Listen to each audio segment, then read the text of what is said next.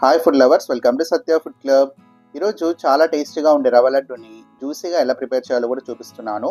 చాలా మందికి రవ్వ లడ్డు చేసిన తర్వాత గట్టిగా అయిపోతుంటాయి. నేను చూపించిన ప్రాసెస్లో ట్రై చేయండి, చాలా బాగా కుదురుతాయి. ఇంకా అంతకంటే ముందు మన ఛానల్ ఫస్ట్ టైం చూస్తున్న వాళ్ళు వెంటనే సబ్స్క్రైబ్ బటన్ క్లిక్ చేసి బెల్ ఐకాన్ క్లిక్ చేయండి. నోటిఫికేషన్స్లో ఆల్ అని క్లిక్ చేయండి. దానివల్ల నేను చూపించే ప్రతి రెసిపీ మీరు మిస్ అవ్వకుండా చూడొచ్చు. ప్లీజ్ సబ్స్క్రైబ్ చేసుకొని సపోర్ట్ చేయండి. ఇంకా ప్రాసెస్ చూసేద్దాం. ముందుగా ఇలాంటి ఒక కడాయి పెట్టేసి స్టవ్ పైన ఇందులో ఒక 3 to 4 స్పూన్స్ వచ్చేసి నెయ్యి వేసుకోండి.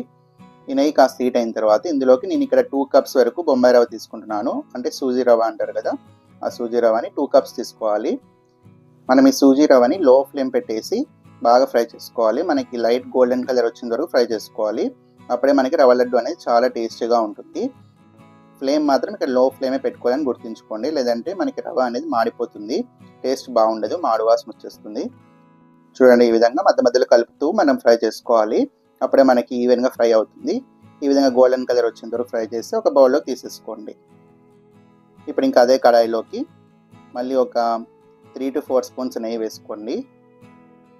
ఈ నెయ్యి కాస్త హీట్ అయిన తర్వాత ఇప్పుడు ఇందులోకి మనకి డ్రై ఫ్రూట్స్ ఉంటాయి కదా, బాదం పప్పు, జీడిపప్పు, ఇంకా ఎండు ద్రాక్ష, ఇవన్నీ కూడా ఒక దాని తర్వాత ఒకటి వేసి మనకి మంచి గోల్డెన్ కలర్ వచ్చేంత వరకు ఫ్రై చేసుకోవాలి. ఈ విధంగా ఫ్రై అయిన తర్వాత నేను ఇక్కడ 1 కప్పు వరకు ఎండు కొబ్బరి తురుము తీసుకున్నాను. కొబ్బరిని ఇలా తురుమైనా వేసుకోవచ్చు, లేదంటే మిక్సీ పట్టైనా వేసుకోండి. ఇవి కూడా ఒక 2 నిమిషాలు ఫ్రై చేసి మనం ముందుగా ఫ్రై చేసుకున్నాం కదా సూజీ రవ్వ, అందులోకి వేసేసేయండి. మనం ఇక్కడ ఎండు కొబ్బరి వేసుకోవడం వల్ల మనకి ఈ రవ్వ లడ్డు అనేది ఒక 5 days నుంచి 1 week వరకు కూడా స్టోర్ చేసుకోవచ్చు. అంతా కలిపేసేయండి. ఇప్పుడు మళ్ళీ అదే ప్యాన్ని స్టవ్ పైన పెట్టేసి ఇందులోకి నేను ఇక్కడ 1.5 కప్ వరకు షుగర్ వేసుకుంటున్నాను. ఇక్కడ 2 కప్స్ సూజీ రవ్వకి 1.5 కప్పు అయితే సరిపోతుంది షుగర్. ఒక 1/2 కప్ వరకు వాటర్ వేసుకోండి. ఇప్పుడు ఈ షుగర్ అంతా కూడా బాగా మెల్ట్ అయిపోయేలాగా కలిపేసేయండి. ఇప్పుడు కొద్దిగా ఇలాచీ పౌడర్ కూడా వేసుకోండి, మనకి మంచి ఫ్లేవర్ వస్తుంది. ఈ విధంగా కలుపుకొని మనకి ఈ షుగర్ సిరప్ అనేది లేత తీగపాకం వచ్చేంత వరకు ఉడికించుకుంటే సరిపోతుంది. చూడండి, ఈ విధంగా లేత తీగపాకం వస్తే సరిపోతుంది. మరి ముదురు తీగపాకం రాకూడదు. ఇలా లైట్గా తీగపాకం వచ్చినప్పుడు స్టవ్ ఆఫ్ చేసి ఒక బౌల్లోకి వేసేసుకోండి. ఇప్పుడు మనం తీసుకునే షుగర్ సిరప్ని కొద్ది కొద్దిగా వేస్తూ వేయించుకున్న రవ్వలో కొద్ది కొద్దిగా వేసి కలుపుకోవాలి. ఒకటేసారి వేయొద్దండి, ఈ విధంగా కొద్ది కొద్దిగా వేస్తూ కలుపుకోండి. ఒకటేసారి వేసేస్తే మనకి కొన్నిసార్లు లూజ్ అయిపోతుంది, కాబట్టి ఈ విధంగా కొద్ది కొద్దిగా వేసుకుంటూ కలిపేసేయండి. ఎందుకంటే షుగర్ అనేది కొద్దిగా క్వాంటిటీ ఎక్కువైనా తక్కువైనా మనకి లడ్డూలు చుట్టుకోవడం ఇబ్బంది అయిపోతుంది. నేనైతే ఇక్కడ షుగర్ సిరప్ మొత్తం వేసేస్తున్నాను. నేను తీసుకున్న క్వాంటిటీకి కరెక్ట్గా సరిపోయింది. ఇప్పుడు ఒక ప్యాన్ పెట్టేసి చిన్న ప్యాన్లో ఒక 1/2 కప్ వరకు పాలు తీసుకోండి.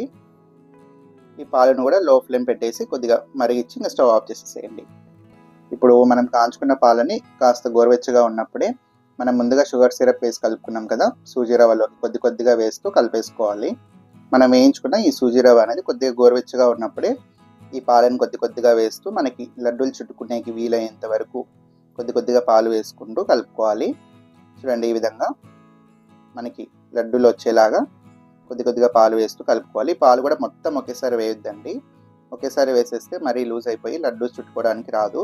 కాబట్టి ఈ విధంగా మనం తీసుకున్న ఈ రవ్వలో కొద్ది కొద్దిగా పాలు వేస్తూ ఇలా ఉండలా చుట్టేసుకోవాలి. మీకు ఈ పాలు ఇంకా తక్కువ అయితే మళ్ళీ కొద్దిగా పాలు కాంచేసి మళ్ళీ కలుపుకొని ఇలా లడ్డూ చుట్టేసేయండి. ఇదే ప్రాసెస్లో మనం తీసుకునే రవ్వ మొత్తం కూడా ప్రిపేర్ చేసేసేయండి. అంతే, చాలా టేస్టీగా ఉండే రవ్వ లడ్డు రెడీ. చూడండి, రవ్వ లడ్డు చాలా బాగా వచ్చింది కదా. మనకి మెయిన్ వచ్చేసి ఈ రవ్వ అనేది బాగా ఫ్రై చేసుకోవాలి. పాలు అనేవి కొద్ది కొద్దిగా వేస్తూ చేస్తే చాలా బాగా వస్తాయి. చూడండి, లోపల కూడా జ్యూసీగా ఉంది కదా. కాబట్టి మీరు కూడా తప్పకుండా ట్రై చేయండి, టేస్ట్ అయితే చాలా బాగుంది. మీకు ఈ రవ్వ లడ్డు రెసిపీ నచ్చిందని అనుకుంటున్నాను. నచ్చినట్టయితే ఈ వీడియోని లైక్ చేయండి. ఇలాంటి మరెన్నో టేస్ట్ రెసిపీస్ కోసం పక్కన సబ్స్క్రైబ్ బటన్ క్లిక్ చేసి బెల్ ఐకాన్ క్లిక్ చేయండి. నోటిఫికేషన్స్లో ఆల్ అని క్లిక్ చేయండి. దానివల్ల నేను చూపించే ప్రతి రెసిపీ మీరు మిస్ అవ్వకుండా చూడవచ్చు. ప్లీజ్ సబ్స్క్రైబ్ చేసుకొని సపోర్ట్ చేయండి. అలాగే మీకు ఇంకా ఏ రెసిపీస్ కావాలో కూడా తప్పకుండా కామెంట్ చేయండి. అలాగే వీడియోని ఫ్రెండ్స్ అండ్ రిలేటివ్స్ కూడా షేర్ చేయండి. Thanks for watching.